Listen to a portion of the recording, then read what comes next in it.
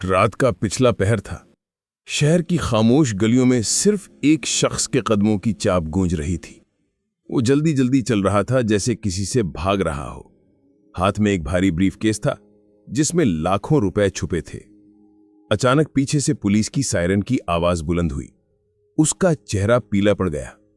نہیں، یہ ممکن نہیں، میں نے تو سب کچھ قانون کے اندر رہ کر کیا تھا، یہ کہہ کر وہ اندھیرے میں غائب ہو گیا۔ اور یہیں سے کہانی شروع ہوتی ہے، لالچ کی، فریب کی اور انجام کی جو ہر سننے والے کو ہلا کر رکھ دے گا۔ رضوان ایک عام سا آدمی تھا، ایک چھوٹے سے شہر کا وکیل۔ غریب گھرانے سے تعلق رکھتا تھا مگر خواب بہت بڑے دیکھتا تھا۔ وہ دن رات محنت کرتا، چھوٹے مقدمے لڑتا اور دعا کرتا کہ ایک دن بڑا کیس اس کے ہاتھ لگے۔ ایک دن وہ موقع آیا۔ ایک بڑے بزنس مین ملک جمیل نے اسے بلایا۔ رضوان صاحب، ہمیں آپ جیسے سمجھدار وکیل کی ضرورت ہے، بس آپ کو تھوڑا سا قانون اپنے طریقے سے گھمانا ہوگا۔ رضوان حیران رہ گیا، مگر پیشکش بڑی تھی، 50 لاکھ روپے ایک کیس جیتنے کے بدلے۔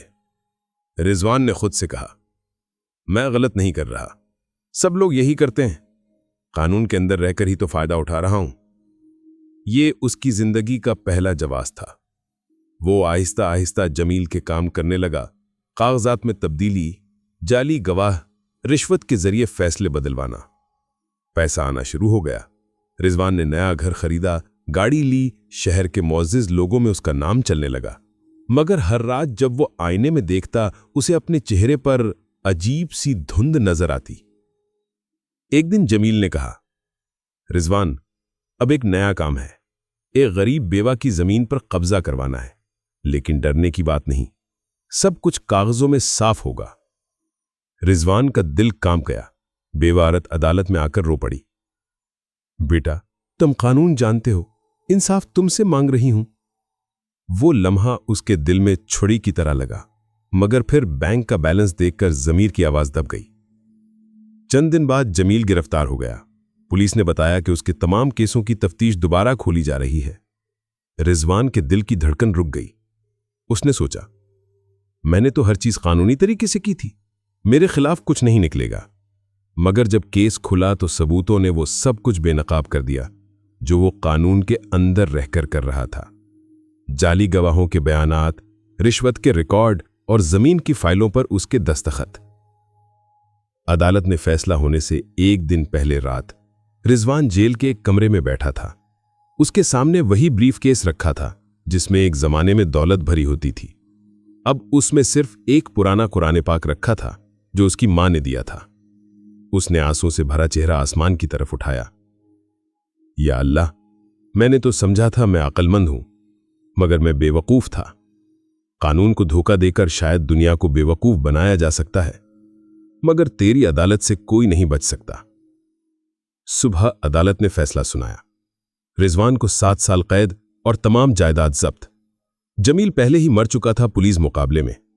جب رضوان عدالت سے نکلا تو لوگ اسے حیرت سے دیکھ رہے تھے۔ کل تک جو عزت کا مجسمہ تھا، آج شرمندگی کا نشان بن چکا تھا۔ بیوہ عورت دروازے پر کھڑی تھی۔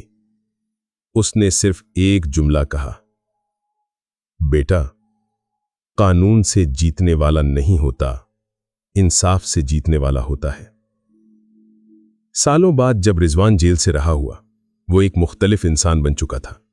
اس نے اپنی زندگی قانون کی خدمت کے لیے وقف کر دی۔ غریبوں کے مفت کیس لڑنے لگا اور ہر تقریر میں ایک بات ضرور کہتا، لالچ چاہے قانونی ہو یا غیر قانونی، انجام ایک ہی ہوتا ہے، پچھتاوا، ذلت اور آنسو۔ کہانی ختم ہوئی، مگر سوال باقی ہے۔ آج ہمارے ارد گرد کتنے رضوان ہیں جو سمجھتے ہیں کہ ہم تو قانون کے دائرے میں ہیں، ہمیں کیا ہوگا؟